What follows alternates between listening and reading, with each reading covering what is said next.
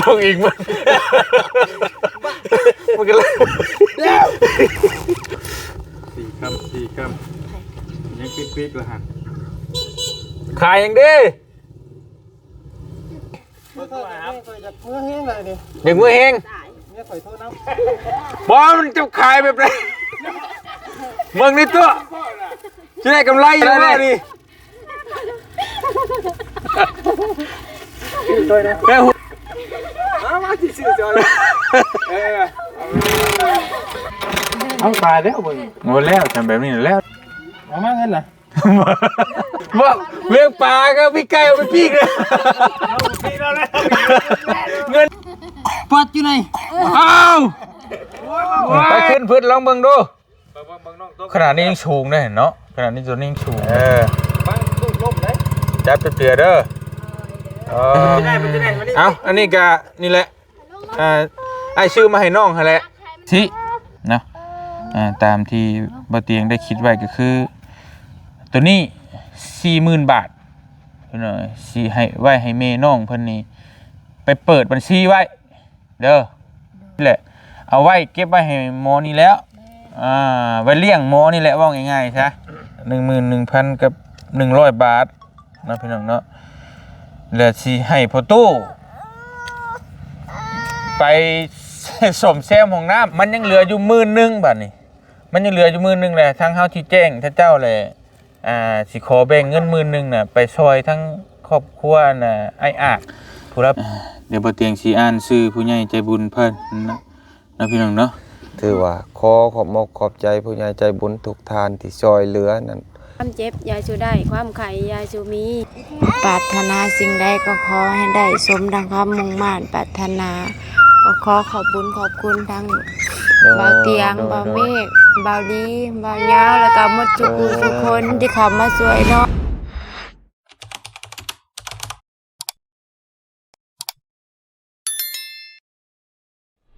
ลุงเนี่ย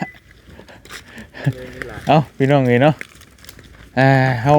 เปิดภาพมานี่ต่อจากซื้อรถพี่น้องเลยก็มาฮอดบ้านหนองหอยเป็นคลิปที่เฮาที่จะเฉลยบาทนี่พี่น้องเลยเนาะว่าใครเป็นเจ้าของรถคันนี้เว้ยพี่น้องเลยก่อนอื่นก็ต้องกราบทักทายสบายดีพ่อแม่พี่น้องบัดจุกุทุกคนพี่น้องเอ้ยบ่ว่าอยู่ในและก็ต่างประเทศเนาะก็ยินดีต้อนรับเข้าสู่ช่องบ่อเตียงทองชาแนลคือเก่าพี่น้องเอ้ยมาสิโจรลักเด็กกูจักเลยสบายดีเดี๋ยวเอากำลังระบาดได้เดี๋ยวนี้โอ้โจรกินขนมแล้วโจรกิวโอ้ยครั้งแรกพี่น้องเอ้ยเนาะครั้งแรกบ่เตียงว่าสิเฮ็ดแนวแบบเซอร์ไพรส์คือน้องตุลแล้วก็น้องอุทัยนะพี่น้องเนาะแต่ว่ามันนี่เวลาเฮาตะเว้นกระเดงอะไรจะมันมืดนะพี่น้องมันก็สิบ่ทันละครั้งแรกบ่เตียงว่าสิเอาไปไว้ในป่านี่หยังแหละให้ไปชวนแม่น้องวันชัยเนี่ยให้พาไปหาหน่อไม้อหยังสินะพี่น้องแล้วไปปืดเห็นคือคล้ายๆน้องตุลน่ะน้องอุทัยนั่นแหละพี่น้องแต่ว่าอันนี้มันเวลาเฮามันจำกัดแฮงค่อยสิมาฮอดบืนบ่บืนดองกับมือโอ้บ่ได้ดอกมันดองโพดนั่นน่ะยามได้เอาไว้เฮือนเนาะคือเจ้าสะพายน้องเมฆยังเอาแบบนี้เป็นยังตื่นมือใหม่ก็บ่จะให้มันคักเลยไปแล้วรูปแล้วกับเอากลับคืนตายไปซั่นน่ะเอาบ่ตายเจ้าได้ตายหมดแล้วเห็นมันแก้ไปแก้ว่ามันก็คาดเคลื่อนแล้วบ่เป็นยังดอกเนาะธรรมชาตินี่แหละพี่น้องเอ้ยเนาะก็เฮาก็ตั้งใจสิเอามาให้เพิ่นอยู่แล้วพี่น้องก็คือว่าง่ายกับของแม่น้องวันไซแหละพอดีเฮาคิดทบทวนเบิ่งแล้วพี่น้องว่ามันก็ที่มันยังขาดเดือจำเป็นนะแม่นเงินน่ะเฮาสิเอาเงินให้เลยบัดแม่นอยู่มันง่ายแต่ว่าจักเพิ่นสิซื้อหรือบ่ซื้อตั้งแต่มันบ่ซื้อหรอความคิดคนเฮามันก็บ่คือกันเลยพี่น้องอันนี้จังหน่อยเฮาก็เอามอเตอร์ไซค์มาให้เพิ่นนี่1นี่ความสะดวกเพิ่นนี่ไว้ไปตลาดจะได้ซื้อเนื้อกินเนื้อยากซื้อนมซื้อหยังให้ลูก2กับเวลาเจ็บเป็นป่วยอะไรแม่นจวดไปห้องหมอสุขศาลาได้เด้อหั่นน่ะพี่น้องมันก็สะดวกสบายตัวนี้โอ้สำคัญเลยแต่ก็คนไทยถึกอยู่บ่ก็สิถึกอยู่แล้วว่าช่องข่อยเต็มเลยของบ่ดีถึกข่อยพุกขึ้นใส่ปูนพุก FC น้องน้ำพี่น้องเอ้ย ว่าน้องน้ำบ่ แม่น อืม ของบ่ดีอย่าถือเบิดเลย ถึงใจของเจ้าลงแล้วบ่ของเจ้าน่ะ โอ้ลงเตะครบอยู่ โอ้โห ลงก่อนมาเตียงอีก เออของข่อยก็ได้40เว้ยโอ้ เอ้ย เออเนาะ ลงล่างใส่ก็ได้บ่อยู่ยิงเนาะมีเกิดขึ้นเนาะมะม่วงนี่เดือดดีๆเนาะเฮ้ยเอาไว้ได้เฮ้ยบอกแฟนกันแม่ให้เพิ่นเป็นตัวละครบ่ ก็เป็นโจรกันน่ะ โดนบ่ เจอ500 โอ้ยอย่างข่อยแม่น้องวันชัยบัดที่ อืม เอาลงได้บ่ มีแต่ในนั้นแหละก็สิให้เจ้าขี่ไปสิให้บ่ยาวขี่ไปนั่นแหละพี่น้องเนาะ เอาแม่นบ่ เราบ่ได้เบิ่งที่คลิปล่าสุดเนาะ หืม บ่ได้เบิ่งว่าคลิปล่าสุด จะได้นั่งเบิ่งอยู่จ้ะ ถอดเสื้อก็ได้นี่ถอดเสื้อถอดเสื้อเนาะลงก่อนเฮ้ย เออ แต่ว่าแล้วต้องจื้อเจ้าน่ะยาวเนาะ มัน เจ้าอย่าปากเด้อมาจากข่อยเจ้าขี่บ่ข่อยภาพเองเราจะ โอ้ยเจ๊กอันนี่น่ะ โอ้เราจื้อแล้วเชียงอันเดียวกันเลยกับบ่เตียง ถึงแล้ว บ่ใจบอมๆเชียงเนี่ยเนาะโอ้โหคนลูกเฮ้ยโอเคลองเด้อพี่โบเฮ้ยเฮ้ยลูกเฮ้ยมันไม่ได้ไม่บ่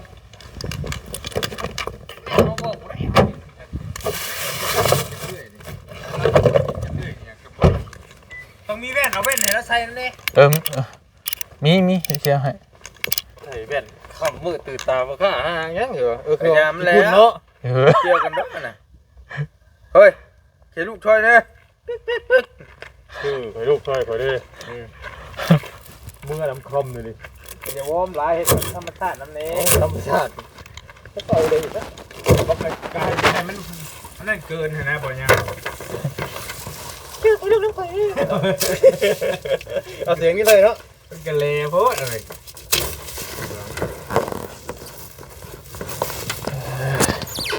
25,000ไอ้นี่มัดร้อยไอ้ 150 โอ้เล่นจิตที่เล่นบนดึกดักเดินมานี่พี่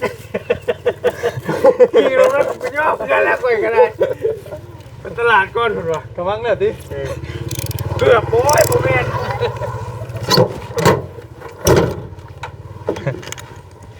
เดี๋ยวเต็มหัวน้ำมันเบิดตั้งจ้ะ ว่าเนาะ บอสเห็ดไปมีแนวยังไปแห่บ่ยาวไปขาย เห็นปัญญาไปขายพุ่มพวงนะมีปิ้งเป็ดปิ้งไก่อยู่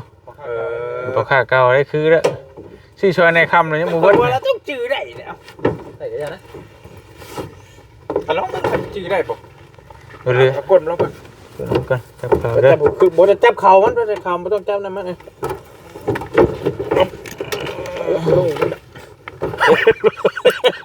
ลงอีกมั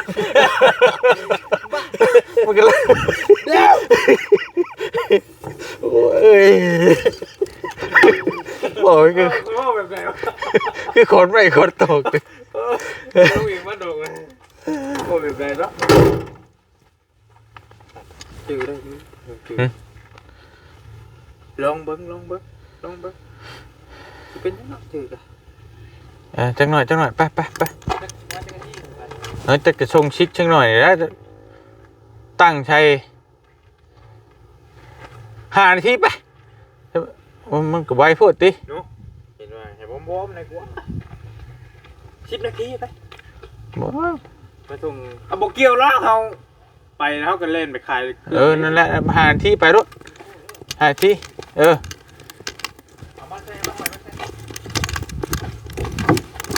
เอาบ่เว้นน่ะ เอาเว้นแล้ว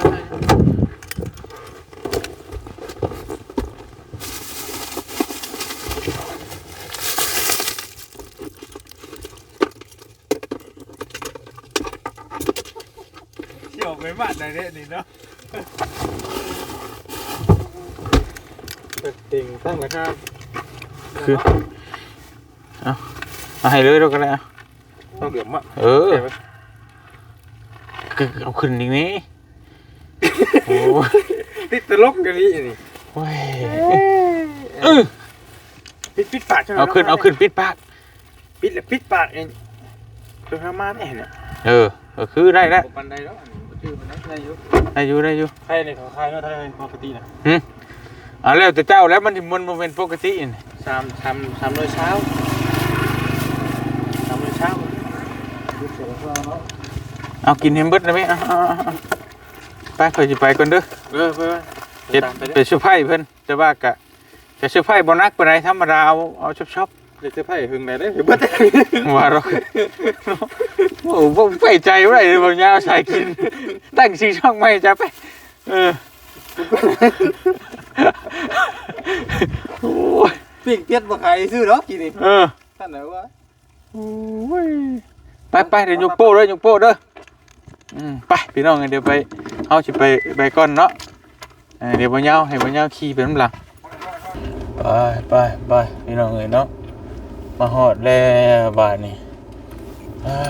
เจ้าเฮ้ยยา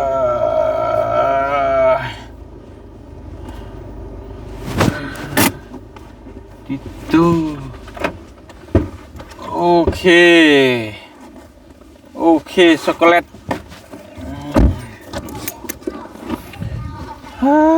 เจ้าไอ้ทึกสบายดีหนาวอีกแล้วโอ้ยเนาะพูดแล้วอันนี้ไปจังเดือน4เป็นมะนาวนี่เจ้าพี่น้องเอ้ยมาพิงไผ่พี่ได้ใช่ไหมหนาวก็ได้หนาวเอากระจีมาเฮ้ยโห้ยเกลือมาบ่มาแม่ฉันคักได้นี่พี่น้องเอ้ยโธ่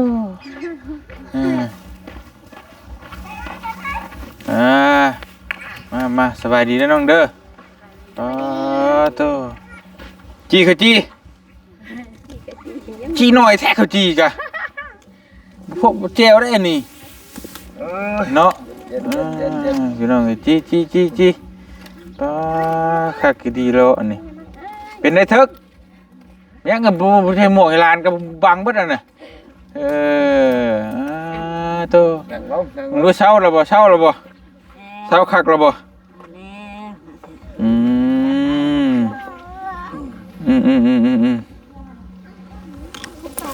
เช้าคักแล้ว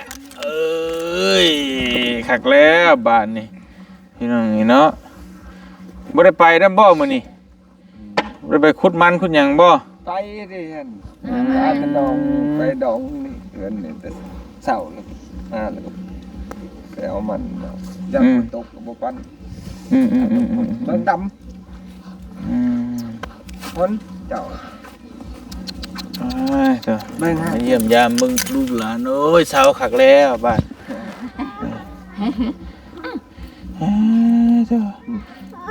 จีปิ้งชิ้นแห้งขึ้นบ้านนี่แซ่บคักปะยัง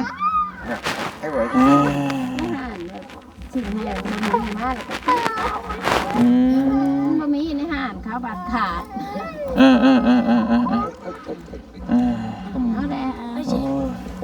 มึงมีคนมาขายของแน่เนาะอยู่บ้านหนาวมื้อนี้ไปแต่เก่าก็มีบ่คนมาขายพุ่มพวงพุ่มหยังนำมื้อนี้ยังบ่ชุบรถเขามาขายชุบกันมันดองเลยเขาก็บ่มาคนมาฮอดพี่เนาะมาเด้เขาไปรับของมาจะใช้น่ะเขาไม่ใช่ของขายเขามาขายเป็นชิ้นแต่ก่อนบ่เตียงก็เคยขายได้พี่น้องเอ้ยพุ่มพวงมันชุบก่อนจะกินยังจะกินข้าวนะใจเย็นๆก็เฮ้ยน่ะ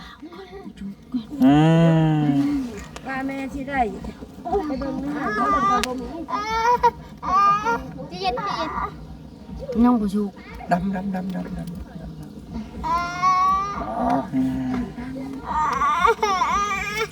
นี่ผม บุชุกกินรถบุจีกินรถนะโชว์ไปช่างยกขนาดไปตัวบุจีคือนั่งเลยเนาะเดี๋ยวบุเชื่อเอาบอดี้ตุย พี่น้องเลย ลุงมา มาเยี่ยมมาดินน้ำลานขึ้นมาดงเห็นพี่แล้วมาหาทั้งน้องนี่พี่แหละชาวเตวชาวน้องบุญทวีเขตพี่แหละพี่น้องเลย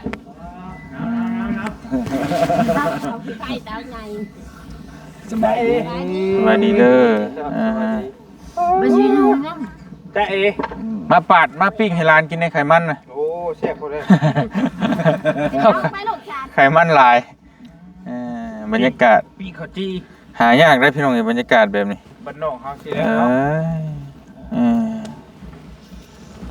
ยิงกะจีจ่อยยังไง เป็นยังเฮ้ยย่านบ่น่ะ มาอยากกินเขาว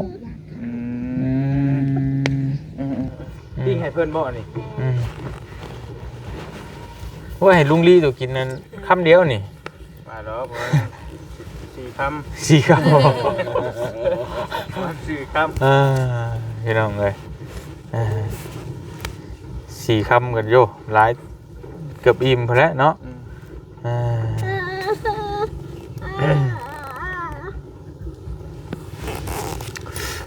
4 คำยังปิ๊กๆละฮะ ขายยังดิปลามีพุ่มพวงบ่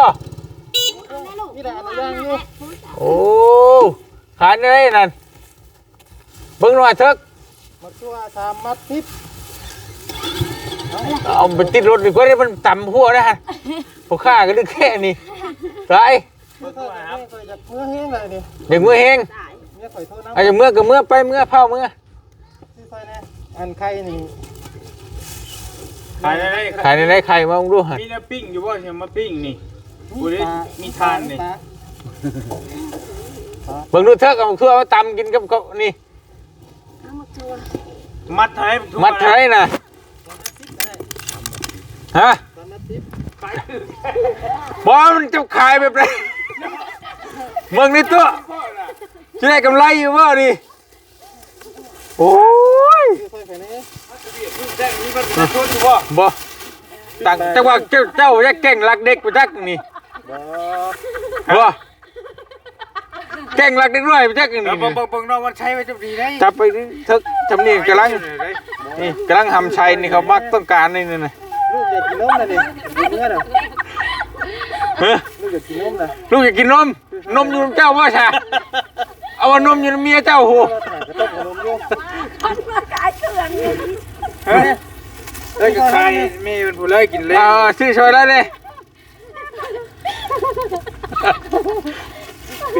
แม่หัวยังตุ เอ้าชื่อซอยนะ มาที่ซื้อจอยเอาไว้นะ สุดท้ายให้เท่าไรได้เลยนะ ไม่ปิ้งอะไร เบิดบ่ ไว้บนดี มดเนี่ยเท่าไรเนี่ยบอกแล้วก็ว่าเป็นปิ้งเป็นไม้เป็นตัว ปิ้งเท่าไรที่ขายนี่ ฮะปลายังนี่นะ ปิ้งนะเต้า ปิ้งแต่เช้าปลายังแลนี่นะ ปลาลอยน้ ปลาขาว ปลาขาวมันคือดำเท่านี่ โอ้เมียก็ปิ้งใหม่เพิ่น เมียปิ้ง รุดเบ้15,000มันใหม่ค่ะอันใหม่ฮะ ำ รุดได้บ่ มาไกลเด้อ ฮะ มาที่บ้านได้ โอ้เบานี่ข่อยติดตามนะอยู่นี่ เขาชื่อยังอ่ะ ว่าเตียงทอง เด็กสองโอ้เอฟซีบ่นี่นะ FC ของแท้จ้ะว่ายังไงนี่ จักเว้ายังนี่บ่จัก ไปออกไปจากหมู่บ้านนี่ไป เมียโทรมาเด้ เมียตัว โอ้ย ไอ้เมียนรีบ่เห็นนะ เบิดฮะ กินนมลูกบ่อยากกินโมเอนลูกอยากกินนมบ่ ยังไม่ได้เมื่อแล้วยังขายของท่านเบิดอยู่นี่ ตาย โอ้จะได้ทั่วนี้ ตัวโลกก็10,000ก็ซื้อ เท่าไรนี่นะ 3,000 3,10ชาวพันนี่เนาะเอาชื่อชอยก็ได้เอาไปทึกให้ลูกกินนะ ตำกินไปเลย อันนี้ดูได้บ่15 แต่พอดีเอามาย่างนี่มันอุ่นๆนี่ อ๋อเนาะแต่เบิ่งเจ้าในกิจนี่คือว่าใจดีอยู่นะ เอากระใจดีชื่อชอยนี่ คือโตสิ คือโตมันนี่ เอามันใหม่เลยค่ะมันใหม่ ปีปลาใหม่เนาะ ปิ้งปลาใหม่ อันนี้ได้ใช่นี่เนี่ย ปลาก็มีแต่ก้างนะเบิ่งปลาปันได ปลายังคือยาวอยู่ ปลาลูก ยาวกว่าคนมาขายให้ดิโอ้ยเนาะ เวียดบ่รีบปลาลูกลาว เจ้าเป็นคนบ้านในเมืองได้นี่น่ะ ลูกพัน บ่แต่เปล่า ลงเห็น คนลงเห็นลงเห็นเสียงแล้วนี่บ่เมืองยังเราผิดเมืองอ่ะตะพัง แม่นแต่พังนี่ชื่อนี่มีทองพร้อม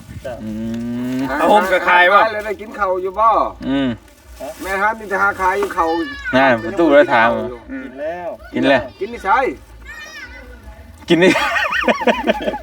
เจ้ากระเนาะประตูก็กินมาแต่เงื่อนก่อยพูดแล้ว โอ้เราขายมืด ผ้าห่มกับคายป่ะผ้าห่มน่ะ บ่ผ้าห่มบ่ขายเมียข่อยฝากซื้อ เอาเมียผักซื้อมันจะขายว่าไม่ได้ขายว่าชาดิ บ่ได้ขายได้ผ้าห่ม เมียผักซื้อโอ้ยเอา ใส่กันมีประตู ทุกอย่างกันเนาะผู้มาขายกับมึง มันจะนี่จะขายเนี่ยได้เองนี่ ที่มาปันไดโทรเรน หมดบ่เน่าบ่ได้นี่น่ะเสียคนบูดบ่ได้ โทรเรนใครลูกน่ะ พุ่มพวงเนี่ยตำโพงนี้เมื่อป่านนี้มันบ่ได้กับขายก็จะเช่าบ่ 7,000 ฮะชิมมันก่อนก็ได้บ่เฮ้ยชิมก็ได้บ่ บ่ได้ ไหนให้บ่ดีชิมมันกันบ่ดี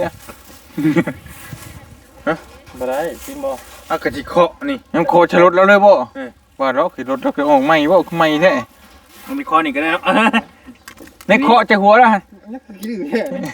อยู่ในคลิปคือบ่ได้กี่ดื้อนี่ พุ่นนี่เราติเข้ามาแล้วพุ่นน่ะ ๆโยผู้ที่หาขายเครื่องจะบ่ได้กินข้าวเช้า ชิมเบิ่ง บ่ได้ชิมจะได้กินรถของแท้รถบ่ ยังไม่ได้พูด ครับ ขายหน่วยเท่าไหร่เนี่ยนั่นน่ะ 7,000 7,000 แม่น 3 หน่วยเท่าไหร่ 3หน่วยเท่าก็ได้ รถพันนี่ กินกำไรขนาดนั้นจ้ะเนาะโอ้เอากินน้ำมึงดู เอาบ่ประตู ประตู เรากินนมเพิ่นเด้อกินหมูก่อน นี่มองทุบไข่ก็ใช้นี่รถผากนี่รถบ่ได้ใจดีได้ใจเงินข่อยเด้ บ่อันกระชิรถหากออกหากคายบ่นี่คือรถใหม่แท้นี่ พวกข้าไม่แจ๊กนี่ รถนี้ชื่อถึงบ่นี่ บ่ซื้อหลายมื้อแล้วแต่ว่าข่อยยังบ่ได้แก้ป้ายแล้วนอก ยังบ่ได้เก็บป้ายออก แม่นยังบ่ได้ ยังบ่ได้แก้ยังบ่ได้ติดพี่ก็คือว่าไปบ่กล้าเลยยังบ่ได้แก้ป้ายออกป้ายมันแก้ออกยังทันได้ติดก็ว่ากว่า มันค้ำไม่ได้เฮ้ย มันคำเลยตาลายเลย เมียข่อยเจ็บมือยัง เป็นห่วงเมียแท้นี่นะไปเมื่อใช้บ่ขายก็ได้ซะเอามาตุแล้วเป็นห่วงเมียเราส่งเลย บอกว่านะ มันบ่แซ่บเราอ่ะ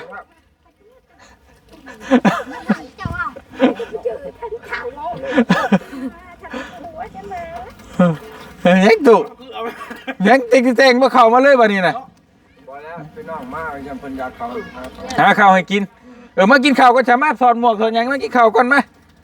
นี่ก็บ่ต้องขอบ่ต้องซื้อบ่ต้องแลกก็ได้มั้งนี่ปิ้งกินน้ำกันก็ได้นี่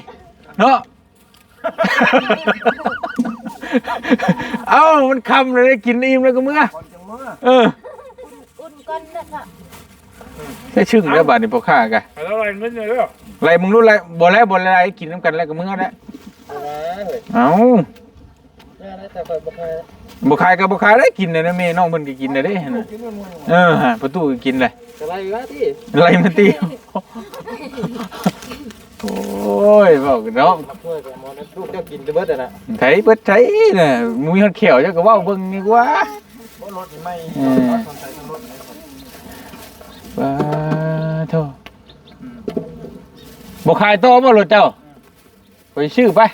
ไปซื้อเท่าไหร่ ฮะบักเทิกไปเอารถเจ้ามาแลกกันนู้นเทิก แปลมาเบิ่งดูหามานี่ดู แล้วรถใหม่เขาจะซื้อรถใหม่ให้นี่เบิ่งดูมาเบิ่งดู จะซื้อเท่าไหร่ อ้าวคือต้องถามเจ้าที่บ่ค้าเจ้าสิขายเท่าไหร่เด้ ของเก่าแลกของใหม่ แลกกัน มาเบิ่งดูฮะมาแลกดูโอ้จะมากับไผนี่ มาเดี๋ยว มาผู้เดียวเอากระเจแล้วไงก็ ป่นบ่ มาคนเดียวได้เห็นไหม ดื้อซะเนาะ คนบ้านนี่ เปิดอยู่บ้านนี่ได้ เอาสิเจ้ามาให้ซะ คอยมาช่วยเหลือเพิ่น มาเยี่ยมร้านนี่เปลี่ยนกันบ่กับคันนี่ฮะอ้าวเป็นยังน่ะ รถเราเหรอรถเราไม่เหมือนใครอยู่แล้วใช่อันขบูโน่หรือบ่น่ะฮะขบูเต้งเขาน่ะไปบ่ได้เลยอันนี้น่ะนี่พี่น้องพอดีเลยเห็นน่ะตายเลยรถไทย มันติดบ่ได้ก็มันตายให้รถติดมึงรู้บ่ดิ แต่ก็เปิดอยู่เฮ็ดอ่ะอันนี้ไพ่ช็อตนี่กันบ่ มัดกันเลย กันเลยนั่นไฟมอด ไฟมอดเจ้าติดแต่มันสิบ่ติดมันบ่ติดก็ยังว่าไฟมอดน่ะบ่เข้าใจบ่ว่านี่ก็ได้ เอามาช็อตกันเลย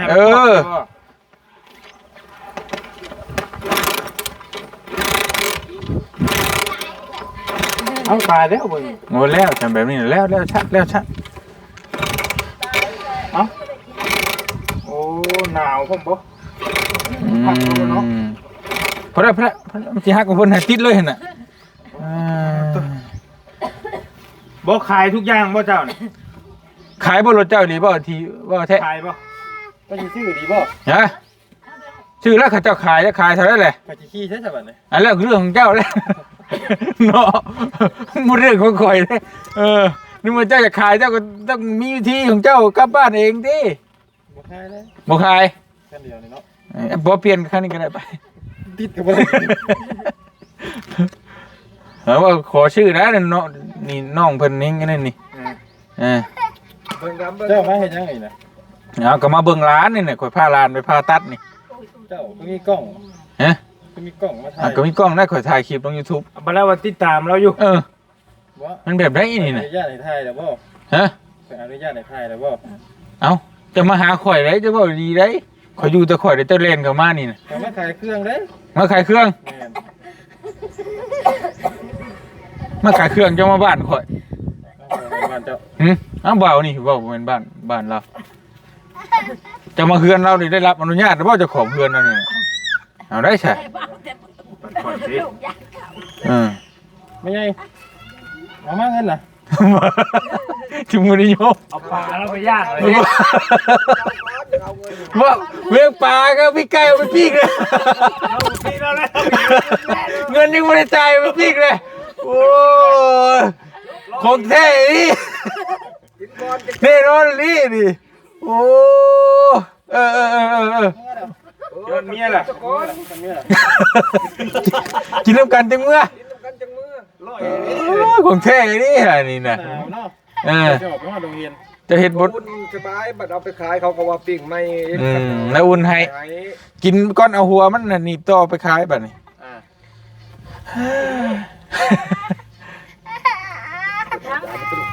เห็นอะไรมาเบิ่งดูมันมี ยันละเปลี่ยนกระมกกระต่ายนี่ มกกระต่ายบ่น่ะ แม่น ของแท้ใช่มาถอดหมวกมากินก่อนไหมกินข้าวกันไหมเปิดก่อนเปิดหมวกเป็นยังมากินข้าวกัน มกกระต่ายปลาเลย ไม่หมก ของแท้เลยไม่เบิ่งขอเบิ่งนี่ เอาบ่าวนี่คือขี้ดื้อเด้ เอาขอเบิ่งไงขอจะเตือนได้นี่ว้าตัวมีแว่นอีกเบิ่งแว่นนะขอเบิ่งแว่น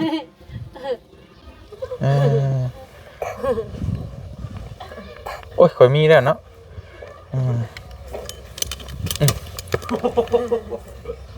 โอ้คักเลยเนาะเจ๋งเนาะ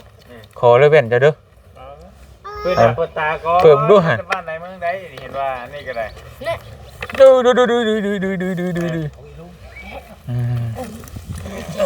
พี่เฉยช่วงผมอีกได้กี่ดีเล่นผมมันตกเลยโอ้ยเราเบียด เฮ้ย เฉยผมนี่ ปัดอยู่ไหน อ้าวโอ้ยปัดอยู่ไหน คิดว่าผู้ใดนะ ได้นี่ ไม่ขี้ได้บ่ดีเด้อ คนมาหาขายสื่อขายมันทั่วนี้เหรอ บ่ จะจักกันไว้ตุ๊ บอลแรกๆอ่ะเราบดจัด เร็ว ชื่อ ถ้าผมไม่ โอ้เทิกว่าจื้อว่า แล้วหมดเถิกไปบอกเลย เออ แต่พวกนี้น่ะสิจื้ออยู่เนาะ ฮะ วันนี้จื้อ ให้จื้อกันนี่เห็นเรามาทำบิดจื้อพอตู้จื้อป่ะ ไปเจอ มี ไม่เป็นจื้อ มีจื้อเด้อ เนียนเกือบอยู่ เนี่ยเพชรแบบขโมยโอ้ เออย กมือแห้งขอยา ฮะเจ้าย่านบ่กินนี่เขามาอยู่กับหลานสองคนนี่แตกควบเลยเนาะเอาเพราะว่ามันช่วงนี้กัน ช่วยได้ช่วยให้ยกมือนี่ เออ ได้จก น้ำดัง กำลังระบาดได้หั่นน่ะโจรนักเล็กน้อยกำลังระบาดได้ กำลังระบาดเนาะ พี่น้องเอ้ย เด้อ มานั่งบัดนี้เนาะพี่น้องเอ้ยโธ่บ่พากินแล้วฉันน่ะมาพี่น้องเอ้ยเฮากับ เจ้า บ่เว้าลายยายกันห่างเนาะลองดูทึก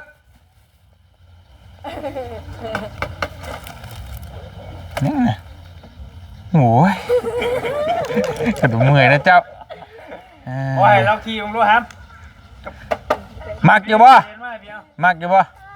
ว่าตัวเตือมักว่าฉีนี่ขี่น้องเบิ่งดูใช่เอาขี่น้องเบิ่งดู อันนี้เดียว เอาขี่น้องเบิ่งดู ขี่มึงรู้ครับ บ่อันเอ้ยขี่น้องเบิ่งก็ได้มักอยู่บ่ มาแล้วกูหน่อยสิไปนำได้ หึ ชิงเลยยังจะล้มเด้อ เอาออกก่อนกว่าบ่ยาวมันก็ยากแน่น่ะออกก่อนแคมเสือ เธอก็อยากไปนำเอามาเถิกมานี่น้องไงไปทิพย์มานี่ ว่าร้อเฮ้ย มาถ่ายมาถ่ายเบียงดิที่อยู่ไปเยี่ยอันไป อย่าเท่เลยบ่ได้กันเนาะนี่เนาะ หึ เท่ว่ะ เท่ก็จะสิเอาบ่ล่ะ โอ้เอาไปขี่ลิงดาวอยู่ ว้าจะได้พี่พี่ เนาะไปขึ้นพื้นลองเบิ่งดู เบิ่งน้องตก ขนาดนี้ยังสูงได้เนาะขนาดนี้ตัวนี้ยังสูงได้เพิ่นน่ะ สตาร์ทเบิ่งมานี่ สตาร์ท เบิ่งเด้อเบิ่งน้องตกเด้อ แต่มือจับดีๆเด้อเอาไปปลดก่อนปลดว่างก่อนโอ้ยบ่ขี้ได้นี่ก็บ่ปลดเกี่ยวว่างเลยน้ำมันเบิดแบบจัก เบาคิวปุ๊บเลยคิวดิ คิวนั้นใหม่ ของไม่แล้ว ลองมึงดูไปน้องเบิ่งไป เบิ่งน้อง จังหวะพุ่น ไปเว้ยได้น่ะ ได้แล้วเข้าได้ดิ ได้ดิ บ้านตู้ล่มเลย จับเตือเด้อคิวคนไฟพี่ปิ้งหมูใหม่แล้วหั่นปิ้งหมูเวียด เวียดเงา อะเกิม เนียนขนาด เนี่ยก็ พูดชื่อเนาะ เราไปเห็นในกลางทางเขาไปขายกับชื่อโอเค ขายอย่างนี้กับแม่ที่เขาก็ได้ชื่อน้ำ เสียงนิ่ม คักอยู่บ่ เลย มักบ่เลยก็มักก็จะให้เบาๆยาวๆในยางเมื่อ เปาะอยู่ในจู่แล้ว มันยังเงยเปรย์กว่าเห็นว่าเป็นเนื้อรู้กะ ปอจูไนนี่คือมานี่แต่เรามักว้าวปอจูไน เฮ้ยบ่มักเนาะก็เป็นแต่อย่างเดียวนี่แหละอย่างอื่นผมว่าบ่เป็น ปอจูไนมานี่ เอาอันนี้ก็นี่แหละไอ้ชื่อมาให้น้องหั่นแหละเจ้าขี้บัดนี้น่ะทำเจ้าจีซิ่งบ่ทึกมันจะขี้แล้วบ่อยากลงได้ของเพิ่นมัก ทางซิ่งเลยเป็นมากอะไร สิ่งสายซิ่งเจ้าซิ่งเต็มที่โดดบาทนี่เนาะพี่น้องให้น้องพอดีโยบ่ได้บ่ลิง ให้ดีแล้วมักบ่สมมุติว่า100%นี่ให้จักเปอร์เซ็นต์ความมัก เลย ให้เลย ว่าชิปเลยบ่ 150มันก็เอ็มร้อยกะว่าตรงๆเลยหั่นแหละก็คือที่เฮาฮู้กันแหละพี่น้องไอ้ก็เงินจากเรือจากค่ารักษาน้องวันไซหั่นแหละเดี๋ยวบ่เตียงก็ซื้อรถมาไว้ให้น้องเพิ่นเพราะว่าก็บ่ได้ถามนะบ่ได้ถามมาก่อนเลยแต่ว่าก็คือเสียกได้อยู่แล้วเนาะเห็นบ่เป็นสิ่งที่จำเป็น ตายพอดีนี่คันนี้ก็ นี่ก็ตายเลยเอาไปทิ่มเลยบาดนี้ เขาตาดีบ่เนี่ย ตายเด้ พอดีบ่เตียงก็คิดดูลายย่างลายนี้เพราะว่ามันจำเป็นหนึ่งมานี่ไปตลาดตะลี่ไปซื้อให้กินได้ยากแล้วก็ท้องนี่เวลาเจ็บเป็นนี่ไปห้องแพทย์ห้องหมอง่ายมียามไปเวียกไปงานง่ายสะดวกนะบ่เตียงก็คิดเห็นตัวนี้ ก็ได้มันจำเป็นพี่น้องก็ได้คักบาดนี้เนาะลงเลยบ่อยากลงเลยบาดนี้นะได้เรื่องแต่น้องมือขี่เป็นพร้อมเนาะพี่น้องเลยพอแล้วนะเฮ้ยโอ้ยมันยังพี่ของเพิ่นนะเอาให้ประยันของเพิ่นอยู่ตายครับตายดีเนาะครั้งแรกว่าสิเฮ็ดซื้อไผ่น้องเพิ่นสิเฮ็ดคือน้องตุนน้องหยังนี่สิเอาไปเชื่องไว้ในป่าแหละสิมาชวนน้องเพิ่นว่าให้ไปพาไปหาหน่อไม้หน่อหยังอยู่ห้วยหน่อหยังนะมันสิเสียงเงียบกับป่าเพิ่นว่าคือน้องตุนคือน้องอุทัยแต่ว่ามันค่ำเวลามันบ่ได้พี่น้องเวลามันค่ำเนาะก็ได้เฮ็ดให้บ่ยาวใส่อีโมงว่าก็คือแล้วชื่อบ่ได้เนาะได้อยู่หน่อยนึงหน่อยเดียวแล้วไปตู้ก็จำได้ทำบิดจำได้นี่ทำบิดนะจังมื้อจะจำได้ดอกจำบ่ได้ดิผมจำได้เลยเพราะว่าคอยถามแต่คนพุ่นมาว่าทำเพิ่นซื้อนี่ก็สิขายนี่กินว่าล็อกเจ้ากันเราบ่ซื้อซ้ำโอ้ยจอดอยู่บ่เราบ่ซื้อโอเคเนาะการนี้แหละเป็นอันยานพาหนะพี่น้องเอ้ยบ่เตียงก็ได้เฮ็ดคลิป ไปเมื่อคืนก็ถามทั้งพ่อแม่พี่น้อง FC เพิ่นก็คอมเมนต์ไปหลายรูปแบบว่ามันอันนี้ก็เป็นส่วนใหญ่คือว่าซื้อรถมอเตอร์ไซค์ไปให้น้องเพิ่นเนาะไว้ขี่ไปหันไปนี่ ก็เป็นสิ่งที่จำเป็นอยู่ในบ้านนอกบ้านนาเฮานี่แหละพี่น้องเนาะเพราะว่ายานพาหนะนี่ก็สำคัญแฮงเลยเพราะว่าบ้านมันไกลเมืองเราต้องขี่ไปเข้าไปในเมืองเวลาสิไปซื้อหันซื้อนี่ใช้จ่ายอยู่ตลาดตะลีก็ต้องตลาดหนองเห็นพุ่นบ่ ต้องเราเห็นพุ่นได้ไปนี่ก็ต้องพุ่นนี่แหละตลาดนั้นบ่ได้มีบ่พออยู่พี่เพราะฉะนั้นถ้าเอาอีเฒ่านี่ไปมันก็บ่รอดเลยเนาะเรียบร้อยย้ำเข้าสู่ย้ำผลนี่ก็เรียบร้อยแล้วพี่น้องนี่เนาะรอดได้แล้วตารางก็ยังวิทย์อยู่ไข่เป็นเพียงกับมิจะยื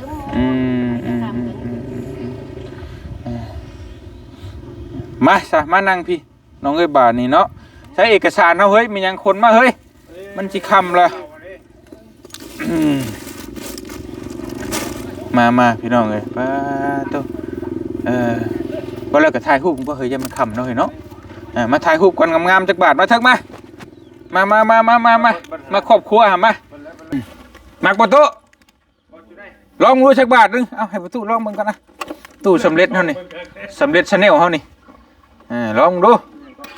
สำเร็จ Channel เหยียบเลยพุ่นเฮ็ดยกล้อเลยขี่เป็นมันก็ขู่คนอยู่เนาะบ่ชกนอกไปตู้ขี่น่ะได้อยู่มาเด้อวนมาได้น้ำมันบ่หลายได้หั่นบ่ได้เติมซั่นบ่น้ำบ่ได้เติมซั่นได้ได้อยู่เติมมาเปิดตาอยู่บ่หั่นต้องเปิดอัตโนมัติหรือว่ารุ่นนี้บ่ฮะยังอะไรให้ไฟดีสิเปิดเอาใช่ไอ้ตุ๊ตามอยู่ใช่นี่ตุ๊ LED พูหุ่งเป็นหุ่งเห็นลูกคบนั่งเขาเมาอยู่พูยามผลก็ไม่ต้องเอาคมทะลุโจเลยคักคักประตูนิ่มเป็นยังบ่ต่างบ่กับอีเท่านะ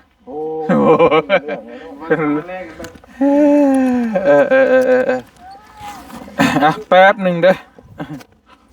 ไปพี่น้องเลยค่ำมืดตื่นตาแล้วบานนี่เนาะโธ่ผมปักเถิกก็กินน้ำชวดอยู่พี่น้องเลยกินนมเล่นเป็นขวดรถของเท่ดิรูดบ่ได้บ่มันรูดบ่ได้มันบ่ทันใจนะหมดแล้วเพื่อที่ชูบเอาอันนี้ใครแน่ได้จักใจอยู่เลยเท่าเองมันเลยเวลาดูดเวลานั่นแหละพี่น้องเนาะตัวพี่น้องเลยเอาบัตรที่นี่ฮอดเวลาที่เฮาสมมาพาควรพี่น้องเนาะยังนะบ่ยังหมอลำหมอหลอกก็มาบัตรนี่ มันหมดแค่ว่าได้กันเนาะ พอดีอันน่ะเฮาก็ป้าโตพี่น้องเอ้ยได้เริ่มเข้ามาหาน้องเพิ่นนี่ก็ป้าเกือบปีแล้วนะตั้งแต่ยามดำนาปีที่แล้วอันนี้ก็สิฮอดขวบอีกแล้วพี่น้องเอ้ยเนาะตั้งแต่เริ่มต้นมาก็บุกปืนมาเด็กๆก็บ่ได้มีความหวังว่าสิรักษาน้องเพิ่นได้ดอกพี่น้องเอ้ยพอดีเฮาก็พาไปหาหมออยู่โรงพยาบาลอยู่ฝั่งไทยไปมา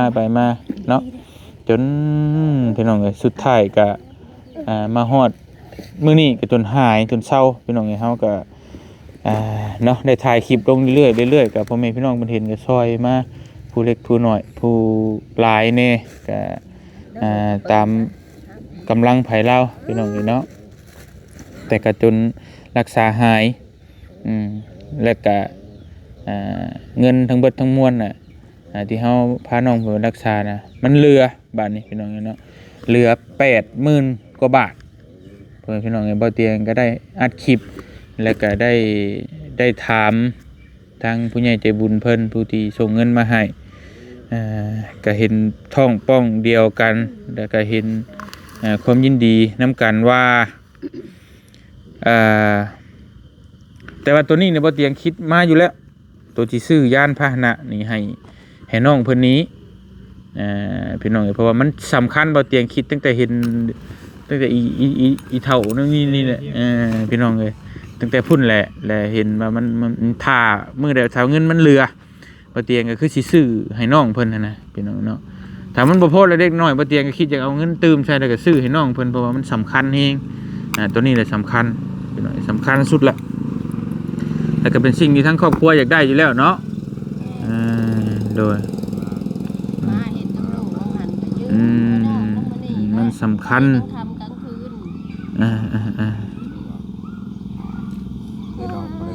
กินดอกว่าจะบ่ได้เข้าไปเอารถ แต่เฮาก็เอาของหมู่ดูได้มันก็บ่คักคือของเฮาแล้วเนาะเฮาอยากไปใช้ได้ปืดไปโลดหั่นน่ะ เอาของหมู่ไปเฮาก็คิดเนาะใส่ของหมู่มันผ่านมาก็ลำบากใจอยู่มันจะเป็นแหละเนาะโดยได้เยอะโมโอเคพี่น้องเอ้ยแล้วบัดนี้อันน่ะเงินทั้งเบิดทั้งมวลที่เฮารักษามานี่มันเหลืออยู่ 86,748 บาทบ่หรือประมาณนี้แหละพี่น้องนี่เนาะแล้วบัดทีนี้เฮาซื้อรถไปนี่25,000 บาทนะพี่น้องเนาะก็ยังเหลืออยู่60,000 ปลายพี่น้องเอ้ย บัดทีนี้บ่เตียงก็คิดถึงอนาคตและก็เห็นความสำคัญเรื่องของน้องเพิ่นนี้เพราะว่ารักษาเศร้าแล้วมันก็ต้องเลี้ยงเบิ่งคนนะพี่น้องเอ้ยเนาะมันต้องกินต้องอยากแล้วก็อนาคตสิบ่มีแนวกินแนวอยากมันก็คือสิอยู่บ่ได้คนเฮานะก็เลยบ่เตียงก็เลยสิแบ่งจังซี่เนาะตามที่บ่เตียงได้คิดไว้ก็คือตัวนี้ 40,000 บาทเพิ่นสิให้ไว้ให้แม่น้องเพิ่นนี่ไปเปิดบัญชีไว้เด้อ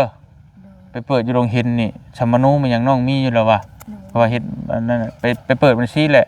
เอาไว้เก็บไว้ให้หมอนี่แล้วไว้เลี้ยงหมอนี่แหละว่าง่ายๆซะพอก็ขึ้นอยู่แล้วเพราะว่าเพื่อมันสิใหญ่นะตัวนี้ก็เป็นเงินของหมอแต่บัดนี้เลยเงินตัวนี้อันนี้นี่11,000กับมัน11,000กับ100 บาทนะพี่น้องเนาะแล้วสิให้พ่อตู้ไปซ่อมแซมห้องน้ำไปเฮ็ดห้องน้ำให้มันดีกว่าเก่าฝาคู่เจ้าเขาเบิ่งบ่อันนี้เจ้าไปเบิ่งหั่นเดี๋ยวพอได้สะดวกสบายรวมกันเป็น 50,000 ปลายโดยแม่นและมันยังเหลืออยู่10,000บัดนี้มันยังเหลืออยู่10,000แหละทางเฮาที่แจ้งท่านเจ้าแหละสิขอแบ่งเงิน10,000น่ะไปซอยทั้งครอบครัวน่ะไอ้อาจ ผู้ละเป็นชั้นอยู่นี้และเฮาคุยกับผู้ใหญ่เพิ่นนั่นแหละหลายคนแหละ ช่อยทั้งหลาย แม่น คำว่าซอยเหลือเนี่ย เพราะว่าตอนนี้เพิ่นก็ป่วยบ่ต่างกับน้องวันชัยแต่เด็กๆเนี่ยมันเราก็เป็นซันอันนี้คือเจ้าเห็นในคลิปนั่นแหละ โลกสั้น โลดแล้วบัดนี้เฮาสิแบ่งเป็นรายก็มันก็โพดสิ พาไปลิ้นก่อนเถอะ ให้มีตู้อันนั้นก็ได้แล้วแต่ อย่าจับอันนั้นไปขี่รถไป เด้อ ขี่รถไป ไปขี่รถไป เอาล่อลูกนี่ล่อจะล่อเอาล่อมาก่อน บ่เอายู่รถไปหั่นแล้วก็ให้หมอนั่งหั่นก็ได้อยู่ดอกบักละทึกไปเอาหมอไปนั่งรถก่อนก็ได้มานั่งรถนี่ให้นั่นลูกบ่อันนี้ก็ได้อันนี่แล้วเพิ่นจักโชว์พี่น้องเอ้ยเด้อให้หลานมานั่งนี่จับหลานเด้อเพิ่นจักโชว์หน่อยนึงพี่น้องเห็นเนาะจับดีเด้อให้นั่งหั่นแหละแล้วเพราะว่าทั้งเพราะว่าตอนที่น้องเพิ่นนี่เฮาก็ดึงเงินผู้นั้นผู้นี้มาใส่ก็นั่นอยู่พี่น้องลายอยู่เพิ่นคือเงินน้องหน้าที่เหลือจากอันน่ะผ่าตัดเราก็แบ่งมาซอย 5,000 บาทแล้วก็นั่นน่ะซื้อรถไถให้เราแต่ว่าเอาเงินให้เราน่ะ 4,000 บาทแล้วก็เห็นดีนำซอยทำบุญต่อหั่นนะอันนี้บ่เตียงก็สิแบ่งหลายมันก็โพดเพราะว่ามันเป็นเงินส่วนของน้องเพิ่นบริจาคมาซอยของน้องเพิ่นเฮาก็มีแบ่งไป10,000แล้วก็อยากให้น้องเพิ่นได้บุญได้กุศลนำเพราะว่าน้องเพิ่นรอดมาได้ทุกมื้อนี่ก็เพราะบุญเพราะกุศลนะพี่น้องก็อยากเฮาอยากเอาเงินส่วนของน้องเพิ่นนี่ให้ได้บุญได้กุศลนำไปซอยคนอื่นต่อทั้งเจ้าก็เห็นดีนำอยู่เนาะบ่นั่นก็ปรึกษานำกันเบิดทุกคนนี่แหละเหลือแบ่งไปซอยประตูบ่มีเนาะแต่ว่าเป็นเงินห่วงผู้ใหญ่ใจบุญที่ช่วยร้านวันไซแล้วก็ซอยต่อนั่นแหละก็อยากให้น้องเพิ่นได้บุญได้กุศลนำแน่อย่างน้อยก็เพิ่นรอดชีวิตมาได้ก็ย้อนบุญย้อนกุศลนั่นแหละว่าซั่นซะบุญวาสนานั่นแหละคือว่าซำนี้เฮาก็คิดว่ามันก็สำหรับชีวิตเฮาก็ถือว่าโอเคแล้วเนาะคือนี่อย่างน้อยก็สิ่งสำคัญนี่เฮาก็ซื้อรถมาให้เพิ่นแล้วพี่น้อยพอได้ขี่ไปหันไปนี่เนี่ยสิจำเป็นหั่นแหละแล้วก็เงินตัวนี้ 40,000 บาทนี่เอาไว้ให้น้องไปเปิดบัญชีแล้วฝากไว้เด้อฝากไว้ให้ทางน้องเพิ่นไปเลี้ยงน้องเพิ่นนั่นแล้วในใดก็ได้เพื่อสิใหญ่สิสูงเพราะว่าบ่เตียงก็ได้ยินน้องเพิ่นว่ามันถ้าน้องเพิ่นเฒ่าแล้วก็คิดยากอยู่ว่าต้องดิ้นรนไปหาเงินหาคำเพื่อมาเลี้ยงลูกนั่นแหละบ่เตียงก็เลยคิดเห็นชวนนี่ก็เลยว่าให้ท่านบ่ไปหานั่นแหละตู้สิหาเลี้ยงหลานก็ได้ก็ชวนน้อยให้แม่ปฏิจากหรอกเนาะก็ทำให้แม่ก็เลยบ่อยากให้ลำบากหลายเนาะอย่างน้อยก็ไปขี่รถลุงไปข้างหลังบ่ไปขี่หลังพุ่นละทึกเด้อขี่รถไปเปิดรถให้นะไปเปิดท้ายไปเปิดท้ายแล้วเปิดกับทางท้ายนะยังบ่เบื่ออยู่บ่พี่น้อยคัดจังหวะนึงแล้วก็อันนี้เอาไว้ให้ผู้ตู้คือเว้าหั่นแหละมันไปซ่อมแซมของน้ำหันเรือหันก็ไว้ชื่อกินชื่ออย่างหั่นแหละตามที่มันเพมันพังโดยก็บ่เป็นหยังดอกทั้งแต่เฮาก็บ่ได้อยากได้หยังคือเว้าหั่นแหละเงินทั้งเบิดทั้งมวลนี่ก็แม่นเงินผู้ใหญ่ใจบุญเพิ่นพี่น้องเอ้ยส่วนบ่เตียงก็ซอยได้เล็กๆน้อยๆคือซอยพาไปซอยนั่นแหละเหือแฮงรถล้างหั่นแหละได้พาไปน้องเพิ่นไปก็ดีใจที่น้องเพิ่นดีเพิ่นเศร้าพี่น้องเอ้ยเนาะบัดนี้ก็เดี๋ยวบ่เตียงก็สิอ่านชื่อเพิ่นทั้งเบิดทั้งมวลพี่น้องเอ้ยทิ่มแล้วก็ได้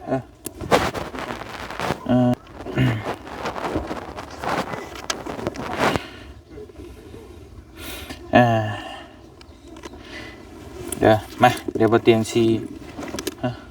โอเคมาพี่น้องเอ้ยเนาะก็มันมืดสิแล้วมามืดมันก็จะอันนั้นหน่อยนึงพี่น้องเอ้ยก็บ่เป็นหยัง ให้ก็บ่เป็นหยังมันก็บ่ฮงปานใดพี่น้องเนาะมีแต่บ่เตียงสิอ่านชื่อผู้ใหญ่เพิ่นบัดนี้ผู้ที่ช่วยมาเนาะสมทบมาทั้งเบิดทั้งมวลรักษามันหลายรอบเลยบ่ยาวไว้เจ้าห่วยเอาเลย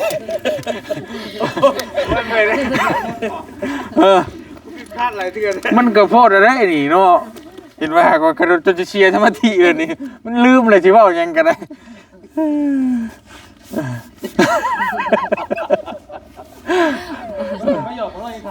ไปหยอกลูกหยอกหลานพุทธะ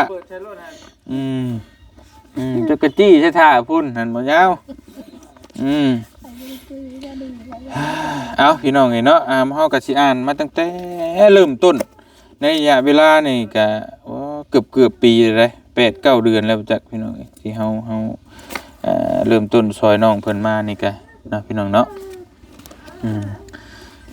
เดี๋ยวบ่เตียงสิอ่านชื่อผู้ใหญ่ใจบุญเพิ่นเนาะพี่น้องเนาะขาดบ่เป็นหยังมาธรรมชาตินี่แหละพี่น้องนี่เนาะให้แม่มันอุ้มลิ้นกันบ่รู้ เอานั่งลิ้นก่อนพี่น้องอันผู้ที่1นี่ก็เมวอนพรหมไสสีเนาะจำนวน150 ดอลพี่น้องเจ้าหลานจะกินข้าวก็จักก็บ่ย่ำข้าวป้อนหลานนะเด้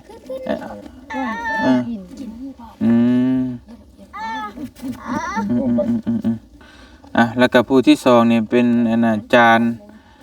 ทั้งอาจารย์วิรเดชนะแก้วคำมณีแก้วคำมีเพิ่นก็ได้สมทบหลายคนซอยกันมานะพี่น้องเนาะ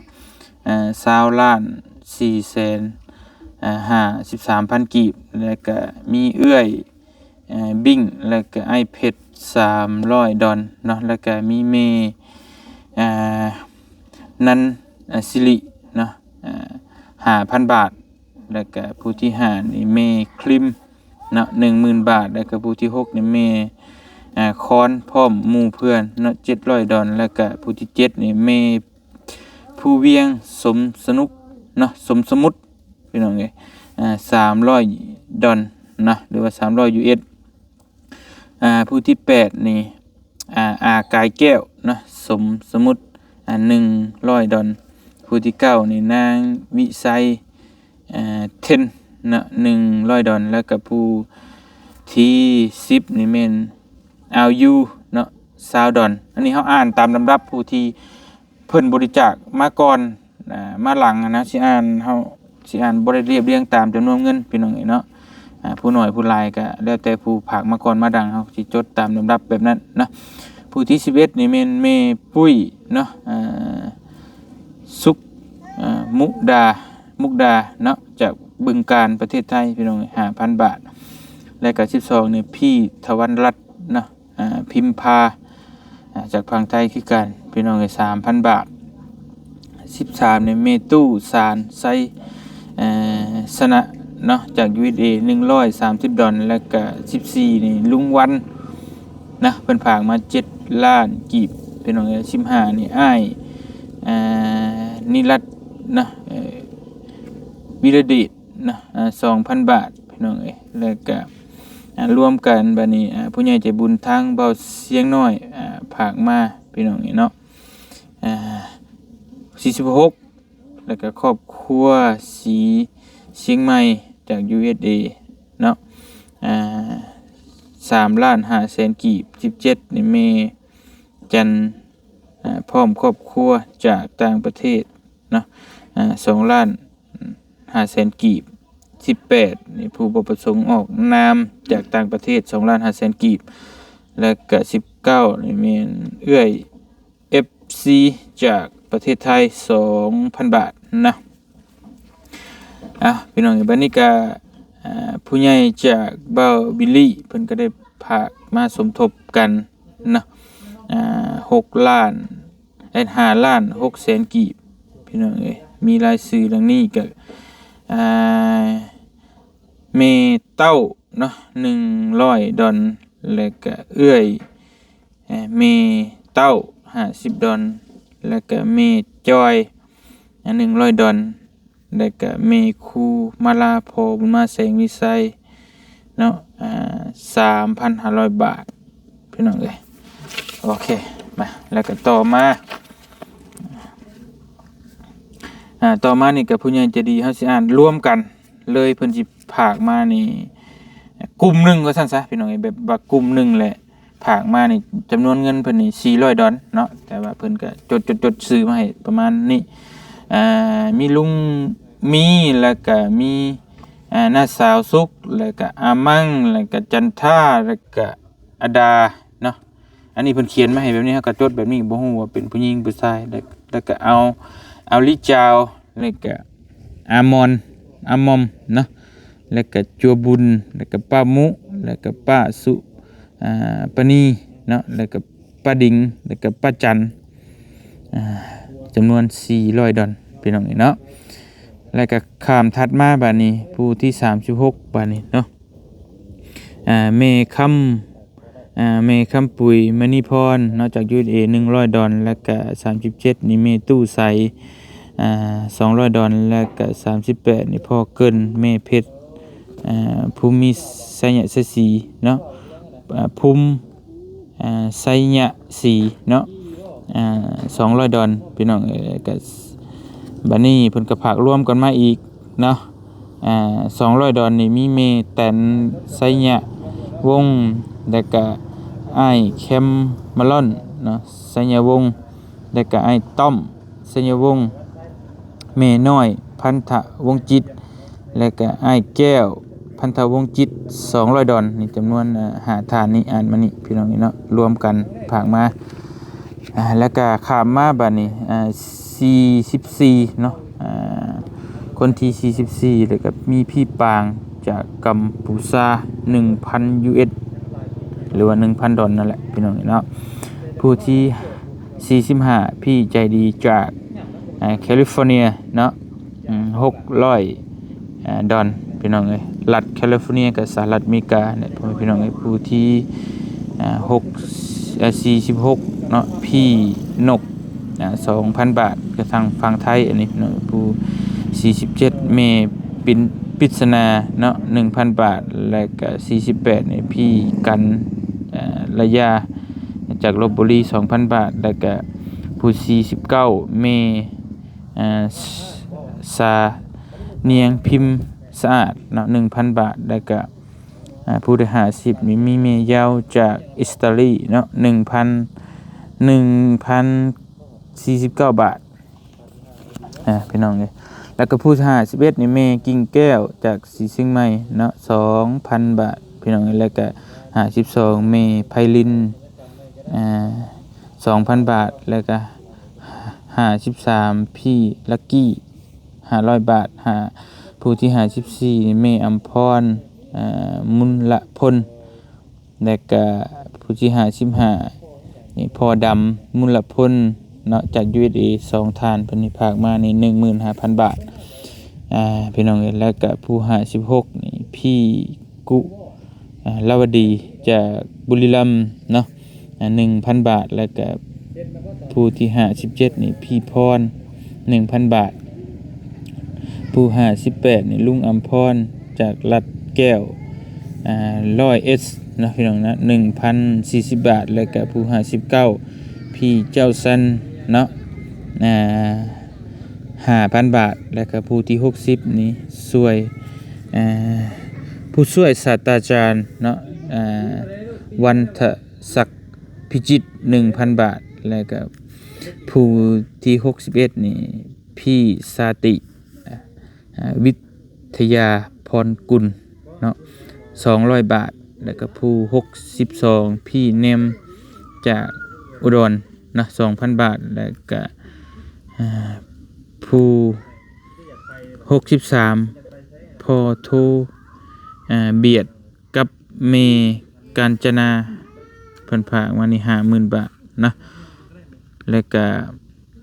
ผู้ที่64นะพี่กินจากเบลเยียม 2,000 บาท และก็ผู้65ลุงประสถานแก้วคำตันพร้อมโดยครอบครัวเนาะฝากมา 1,000 ยูโรพี่น้องแล้วก็ผู้ที่66นี่พี่ฝน 1,000 บาทผู้ที่67นี่พี่เคลเมลนะจากต่างประเทศพี่น้อง30 ดอลผู้68นี่พี่ลินดา150 ดอล69นี่พี่เคทลี่เนาะ25 ดอลและก็ผู้70นี่เป็นพี่จิโอวาน่า10 ดอลเนาะผู้ที่71นี่พี่เบลลามินและพี่เซอรี่100 ดอลเนาะผู้72นี่พี่อิลิก้า10 ดอลแล้วก็73นี่เมเซอริน10 ดอล74นี่เมโอมิก้า10 ดอลแล้วก็ผู้ที่75พี่ยอน100 ดอลผู้ที่76พี่ลิซา25 ดอล77พี่ซาดา25 ดอลนะพี่น้องเนาะก็หลายเนี่ยจักหน่อยเด้อพี่น้องเด้อรายชื่อนึงก็ค่อนข้างที่จะหลายเนาะแล้วก็ข้ามมาผู้78บัดนี้พี่เอ็นไล20 ดอลแล้วก็ผู้ที่79นางสอนไซยาคำเนาะ200 ดอลพี่น้องแล้วก็ผู้ที่80นี่แม่อิงพรจากกรุงเทพ 1,000 ดอล1,000 บาทพี่น้องผู้ที่81นี่พี่พล 1,000 บาทแล้วก็ผู้ที่82นี่พ่อไซบัวไซบุรีเนาะจำปาหอนจากกรุงเทพ500 บาทพี่น้องผู้ที่83พี่บุญจันทร์บัวทอง 1,000 บาทนะแล้วก็มีผู้ใหญ่เพิ่นรวมกลุ่มฝากมาอีกนะอ้ายศรีสุวรรณทองคำเพชรจากคำผัดเนาะอ้ายศรีสุวรรณทองคำผัดจากฝรั่งเศส5 ล้านกีบนะแล้วก็เมผ้านิวงศ์มีพี่น้องสมทบกันนะพี่น้องเนาะเมแผกมั่งแล้วก็เมจันที่เมจันนะรวมกันผากมัน400 ดอลแล้วก็ข้ามมาผู้ที่90ทานสายธรรมะสายอำมาตย์เนาะ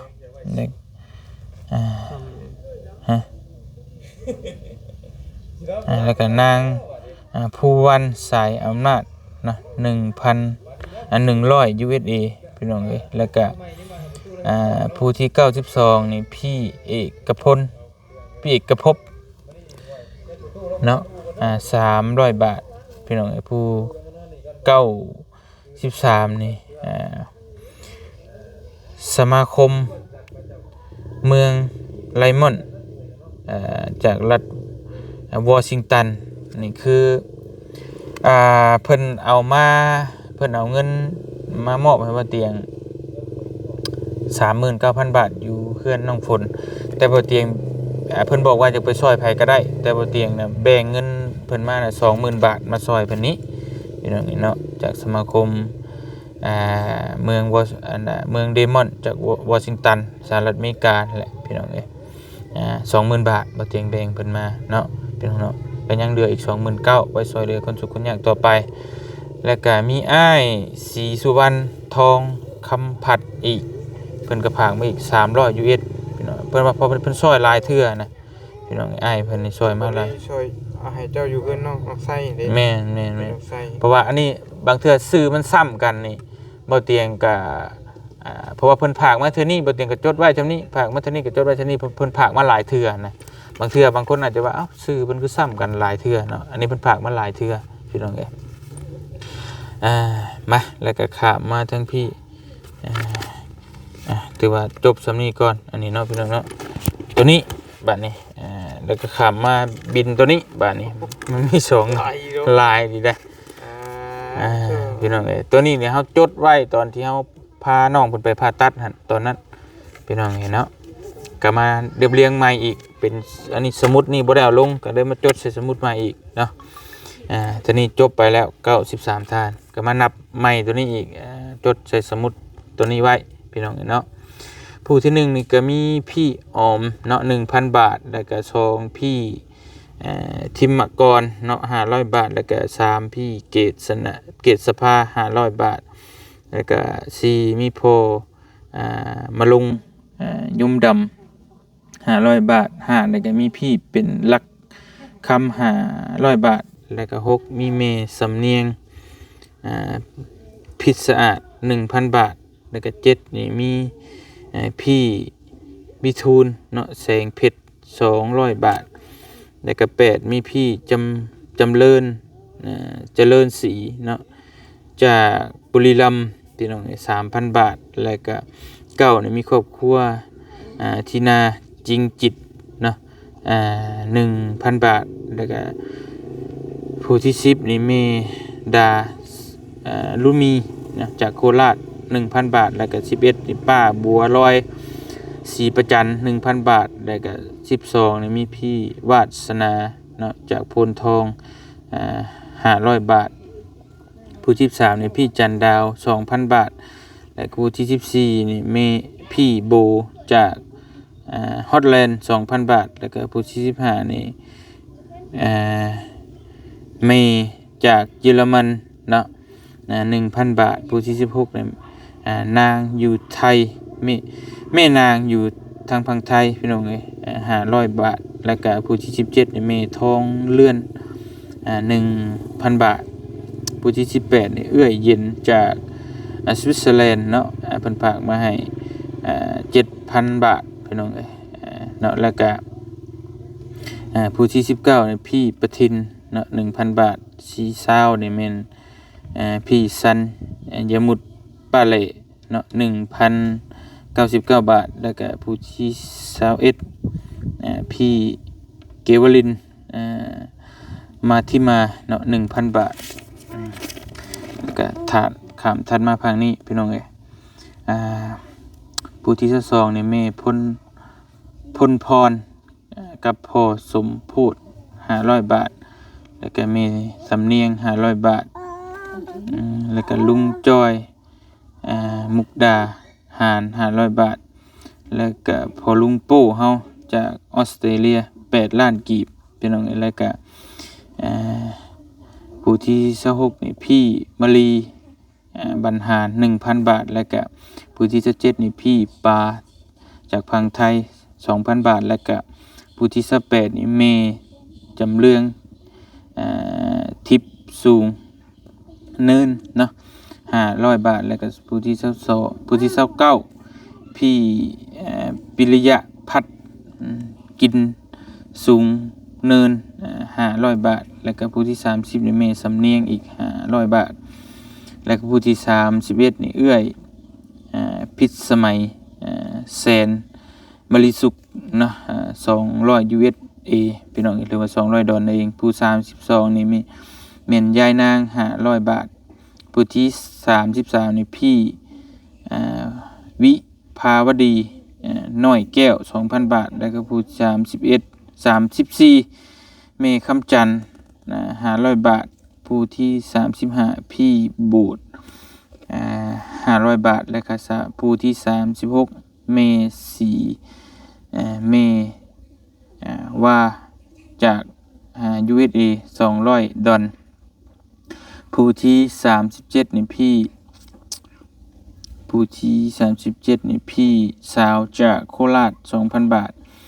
และก็ผู้ที่38นี่เมใจดีอยู่รัสเท็กซัสพี่น้องรัสเท็กซัส USA เนาะ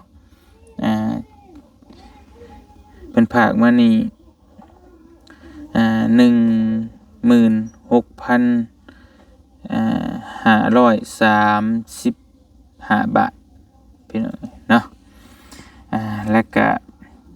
39จากครอบครัวสุวงศ์และเมสีเชียงใหม่นะฝากมา100 ดอลผู้ที่40จากเมใจดีต่างประเทศ 5,000 บาทผู้ที่41นี่เมทองใสเพชรจากเพชรบูรณ์500 บาทผู้ที่42เมน้อยจาก USA พี่น้องเนาะเพิ่นฝากมา100 ดอลและผู้ที่13ป้าลินดาจากวอชิงตัน 10,000 บาทพี่น้องแล้วก็ผู้ที่44เนาะเมทินพ่อคำจันทร์ 3,000 บาทแล้วก็ผู้ที่45เนาะพระมหาลาสันจากจังหวัดอุดรเนาะฝั่งไทยเพิ่นมาช่วยอยู่ถึงโรงพยาบาลเลย 5,500 บาทนะพี่น้องเนาะแล้วก็ผู้ที่46ป้าหญิงเนาะป้าหญิงเฮานี่แหละผู้ช่วยทั้งบ่เตียงแล้วก็น้องเมฆมาตลอดเพิ่นอยู่มุกดาหารเพิ่นฝากมา 5,000 บาทแล้วก็ผู้ที่47นี่พี่ละไม 5,000 บาทพี่น้องเนาะผู้ที่48นี่เมเกสรเนาะเมใจดีเฮาเพิ่นช่วยมาตลอดคือกันเพิ่นช่วยมา 50,000 บาทพี่น้องเนาะก็ปิดจ็อบพี่น้องเอ้ยเงินทั้งหมดทั้งมวลที่เฮาอ่านมานี่พี่น้องเอ้ยก็เฮารวมมาได้เป็นเงินไทยนี่ 3,5,700 กับ23 บาทเป็นเงินกีบนี่48,953,000 กีบเป็นเงินดอลนี่ 6,865 ดอลเป็นเงินยูโรนี่ 1,000 ยูโรพี่น้องเนาะที่เฮาได้รับมาแล้วก็เฮาจ่ายไปสำหรับการรักษาน้องสิงไส้นี่ทั้งเบิดทั้งมวลนี่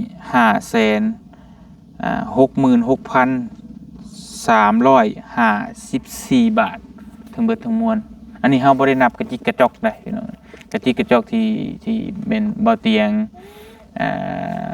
ชื่อกินชื่อจากนั่นนี่เนี่ยมันบ่ได้นับเฉพาะแต่ค่ารักษาเพิ่นเนาะพี่น้องเนาะเบิด500,000 กว่าบาท 566,000 บาทประมาณนั้นแม่และลูกว่าบ่ได้ไล่จิกจอกคันไล่จิกจอกคันไล่จิกจอกคือเจ้าเห็นนั่นแหละไปนำกันจิกจอกแม่นเฮาบ่ได้ไล่อันนี้เฉพาะแต่รักษาน้องเพิ่นจิกจอกนั่นคือชื่อเด็กๆน้อยๆนะคือเจ้าฮู้แหละเนาะ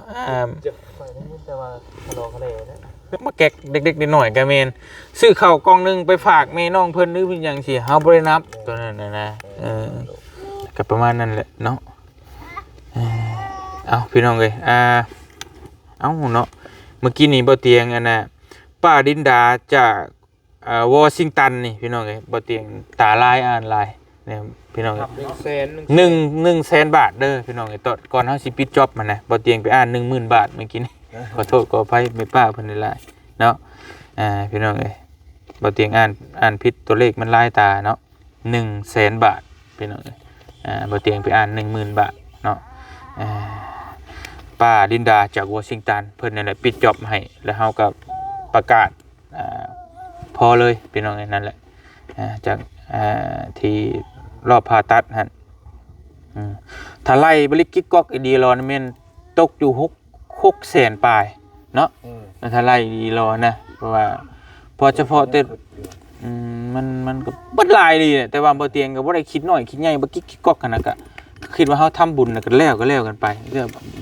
เงินส่วนตัวบ่เตียงใช้นี่ก็ว่าแบบตรงๆเลยหลักแสนบาทพี่น้อง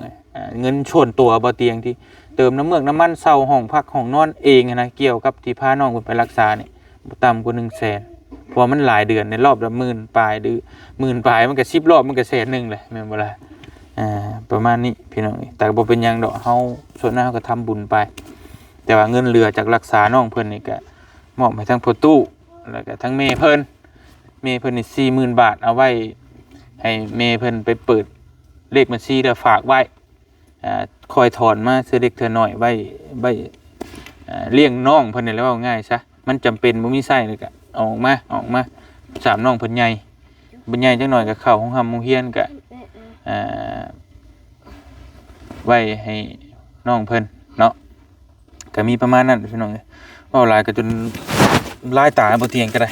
พี่น้องเอ้ยปอดกลางค่ำกลางคืนครับบัดนี้เนาะทั้งเบิดทั้งมวลนี่ก็พี่น้องเอ้ยทั้งบ่เตียงก็ถือว่าทำหน้าที่สำเร็จเสร็จสิ้นเป็นที่เรียบร้อยพี่น้องเอ้ยคือบ่เตียงก็อยากปิดจ็อบก็คือแบบว่าบ่อยากให้มันค้างมันคาเงินเฮามันยังอยู่นำเฮามันก็จักจังได๋อยู่นะพี่น้องเอ้ยคือว่าเฮากับบัดนี้เฮาก็น้องเพิ่นดีเช้าแล้วเฮาก็สบายใจแล้วบาดนี้มีแต่มอบเงินให้แม่เพิ่นแล้วก็ให้ทั้งครอบครัวแล้วก็ซื้อรถให้พี่น้องเอ้ยส่วนที่ว่าใหญ่น้องเพิ่นใหญ่ฮอด19ปีหมอเพิ่นบอกว่าจะไปศัลยกรรมใหม่หรือไปใส่แขวไปใส่เพชรนี่ก็ตกแต่งใหม่ก็จังว่ากันอีกเทื่อนึงอันนั้นนะพี่น้องเนาะแต่ว่านี่ก็ให้ทางน้องเพิ่นเก็บไว้ก่อนโอ้แห้งแท้นี่กินนมลึกพี่โตดีพี่น้องเอ้ย นอนกับบ้านนั่นเย็น ทั้งอยากนอนทั้งอยากหยังได้เล็กน้อยก็เอวนี่แหละพี่น้องเอ้ยก็บ่เป็นหยังให้น้องเพิ่นกินท่าโอ้ยคือปวดขาแท้เนาะมาบัดนี้ก็ท้ายๆนี่ก็มีแต่ให้ทางพ่อตู้แม่ตู้แล้วก็แม่เพิ่นแม่เพิ่นให้น้องกินนมก่อนก็ได้ขอมกขอบใจทางผู้ใหญ่ใจบุญแล้วก็ FC เบิดทุกผู้ทุกคนนั่นแหละทางตู้เอ้ยเนาะที่เพิ่นได้ช่วยมาจนฮอดมื้อนี้ พอตู่ โดย ขอขอบมกขอบใจผู้ใหญ่ใจบุญ FC ทุกทานที่ช่วยหลานวันชัยแต่ต้นจนจบฮอดมื้อนี้นอกถือว่าหลานวันชัยนี่ก็ถือว่าปลอดภัยดีแล้วในการรักษานั้นถือว่าขอขอบมกขอบใจผู้ใหญ่ใจบุญทุกทานที่ช่วยเหลือนั้นขอให้เพิ่นอยู่ดีมีแฮงหังมีเมื่อหนาให้พึ่งพาอาศัย FC ทุกทานเขาเบาเตียงเบาเมฆเบาลีก็ได้เบายาวกับทุกคนนั่นแหละที่มีน้ำใจช่วยหลานวันชัยนี่ขอให้มีหน้าที่การงานรุ่งขึ้นขอให้มีความหังความมีต่อไปเด้อสาธุ โอ้ยสาธุให้มีตู้แน่คนนะว่าโลกก็ได้ว่าโลกก็ได้มีตู้ว่าโลก ถูกขอให้ผู้ใหญ่ใจบุญเพิ่นเด้อที่มาช่วยหลานขอขอบมกขอบใจน้ำชูขู่ชูคนที่อยู่ใกล้และอยู่ไกลพังไทยและพังลาวที่ช่วยหลานนี้ โดย เพิ่นอยู่ดีมีแห้งความเจ็บยาชูได้ความไข่ยาชูมีให้เพิ่นมีอายุมันยืนและFCชูขู่ชูคนผู้ใหญ่และผู้น้อย โดย ขอให้หังมีพร้อมครอบพร้อมครัวลูกอยู่ดีมีแหงชูผู้ชูคนถูกความเว้าไม่ตู่กับบ่หลาย เอาอันน่ะอันอุ้มร้านนะให้แม่เพิ่นอวยพรจักหน่อยนึงแป๊บนึงอันใช้มือได้ก็ได้น้องว่าก็ขอขอบบุญขอบคุณทางผู้ใหญ่ใจดีหมดทุกผู้ทุกคนแล้วก็ขอให้เพิ่นอยู่ดีมีแหงความเจ็บอย่าได้ความไข้อย่าสูมีปรารถนาสิ่งใดก็ขอให้ได้สมดังคำมุ่งมั่นปรารถนาก็ขอขอบบุญขอบคุณทั้งบ่าวเตียงบ่าวเมฆบ่าวดีบ่าวยาวแล้วก็หมดทุกผู้ทุกคนที่เข้ามาช่วยน้องก็ขอให้อยู่ดีมีแหงความเจ็บอย่าสูได้ความไข้อย่าสูมีปรารถนาสิ่งใดก็ขอให้ได้สมดังคำมุ่งมั่นปรารถนาได้สาธุน้องก็บ่มีหยังสิตอบบุญแทนคุณอ้ายก็มีแต่คำขอบมกขอบใจอ้ายหลายๆ โดยบ่เป็นหยังเนาะทางบ่เตียงก็ถือว่าทำหน้าดีทำหน้าที่พี่น้องไงดีที่สุดแล้วเนาะเฮาก็พยายามสุดๆจนมื้อนี้สำเร็จได้ก็คือน้องเองเห็นน้ำกันคือพ่อตู้เห็นน้ำกันนั่นแหละครั้งแรกเฮาไปแรกๆก็หมอเพิ่นนัดโดนที่สแกนเฮาก็จะน้องเพิ่นบ่ไหวก็พากันฮุบหอบไปโรงพยาบาลเอกชนไปหาหม่องที่สแกนนั่นแหละพี่น้องบ่เตียงก็ด้วยความเป็นห่วงเป็นใยก็อยากให้น้องเพิ่นดีเพิ่นเซาเฮ็ดให้มันสุดๆน่ะพี่น้องเฮ็ดให้มันสุดๆแม้ว่าผลลัพธ์มันสิออกมาจังไดก็แล้วแต่เฮาเฮ็ดให้มันสุดเนาะในที่สุดเฮาก็คือเพิ่นว่าความพยายามอยู่ที่ใดความสำเร็จก็อยู่ที่นั่นพี่น้องเฮาก็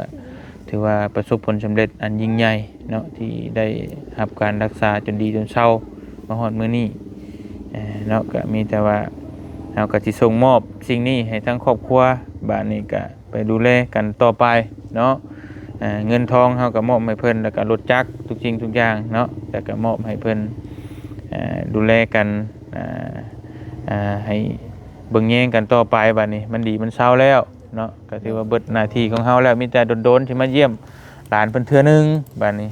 ทางประตูเอ้ยทางเฮาก็บ่ได้อยากได้หยังเลยตอบบุญแทนคุณมีแต่เฮาอยากซอยด้วยจิตด้วยใจเนาะซอยด้วยใจอีหลีก็บ่ได้จะได้หยัง ขอบคุณขอบคุณ โดย ที่ช่วย ก็ดีใจเฮาก็ดีใจเพราะว่าเฮาก็มีลูกน้อยที่ว่าเห็นบักหลาเพิ่นก็เป็นเด็กน้อยเฮาก็อีโตนก็คือกันกับลูกกับหลานเจ้าของนี่แหละว่าซั่นซะก็จักซอยพี่น้องเอ้ยก็ดีใจนํเนาะแล้วก็รถล้างเพิ่นซื้อมาให้ก็แม่นดูแลเอานั่นแหละเนาะทางเฮือนซานลานแป้นแล้วก็เงินคำแล้วก็ในหันก็แม่นไปฝากไว้คือให้เว้าหั่นแล้ว โดย เพราะว่าน้องก็สิบ่ได้ลำบากลำบุญแล้วก็เฮาก็หากินหาอยากไปของเฮาหั่นแหละแต่ว่าบ่ต้องคิดพะวงเกินไปว่ายันบ่มีเงินเลี้ยงลูกเลี้ยงเต้าหันนะอันนี้ก็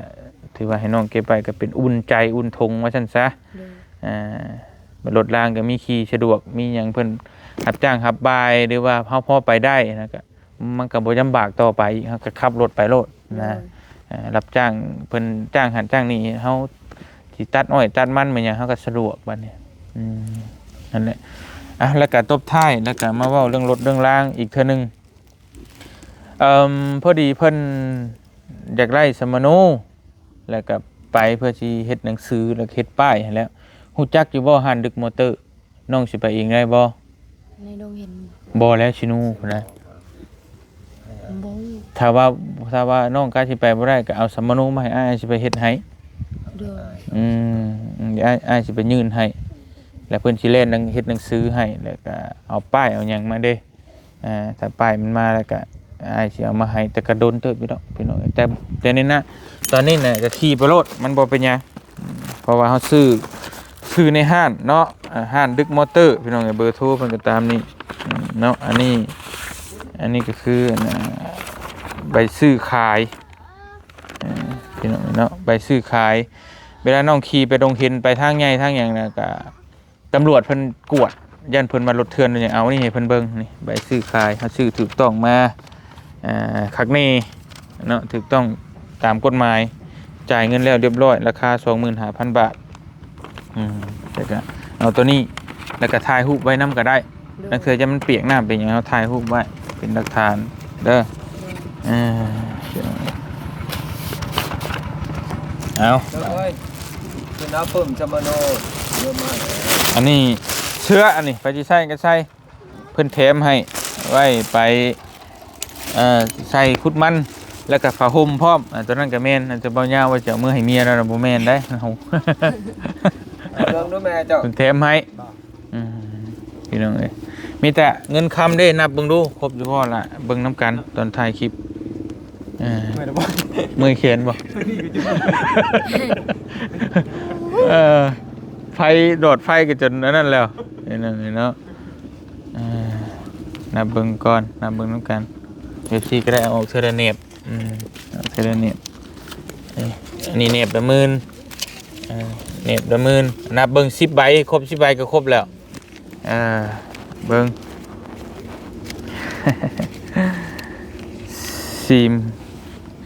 40,000 บาทนี่ก็เป็นเงินกีบเฮาเท่าใดบุไปสิคูณมันกัน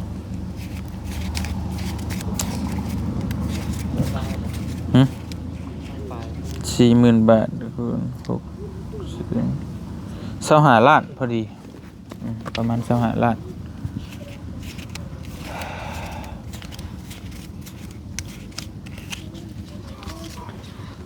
หรือน้องสิไปแลกไว้เป็นเงินกีบไปฝากไว้ก็สุดแล้วแต่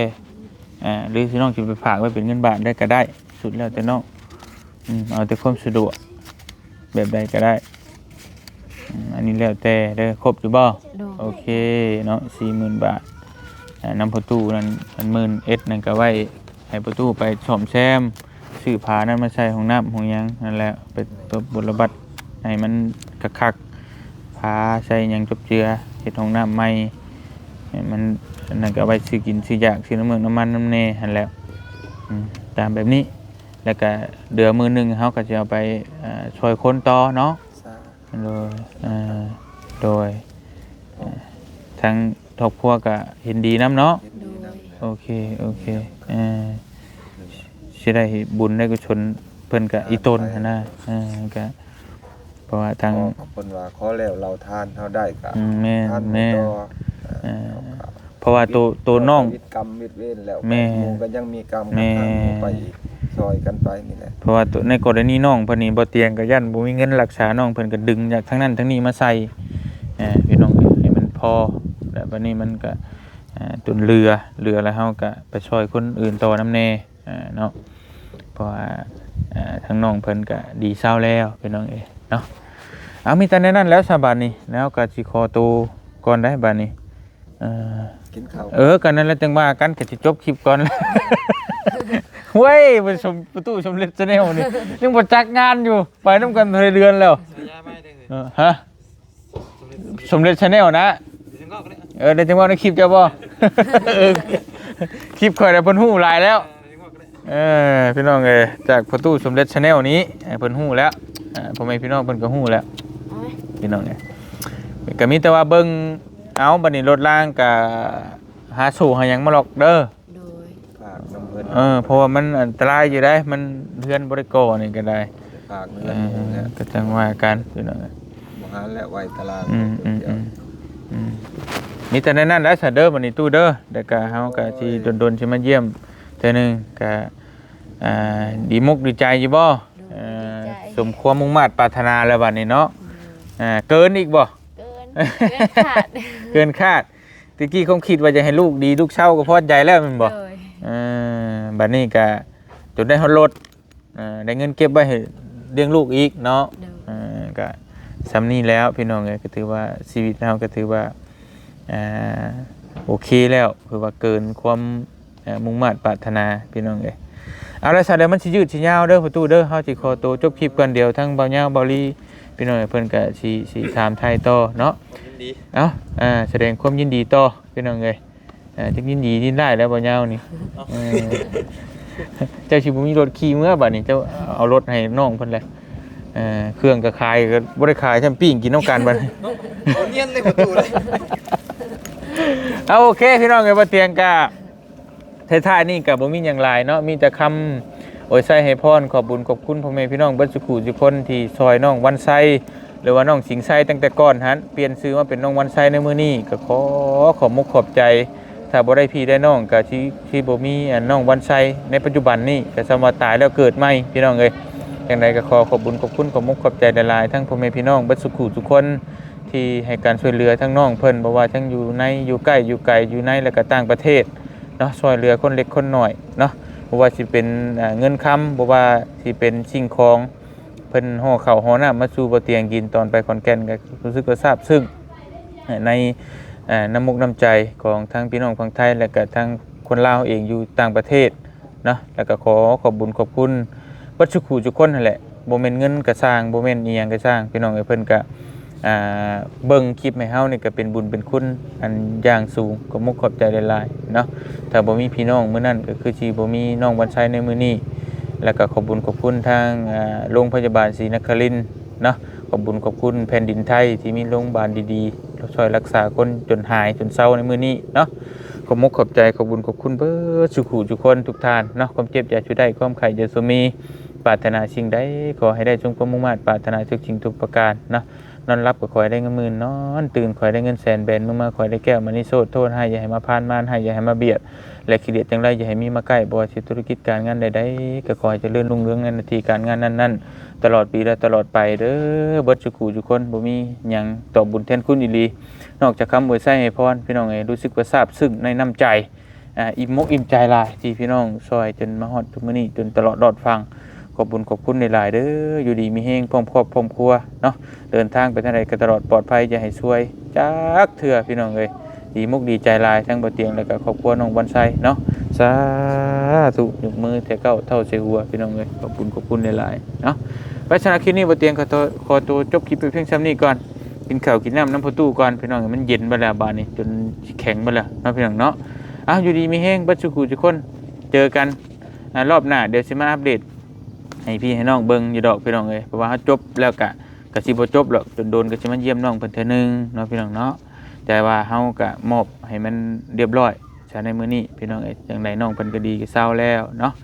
สำหรับคลิปนี้บ่เตียงแล้วก็ทั้งครอบครัวน้องวันไส้ขอตัวลาไปก่อนเด้อสบายดีพี่น้องเบิดสุขุทุกคนพี่น้องเอ้ยตอนค่ำๆแรงๆบ๊ายบายเนาะไป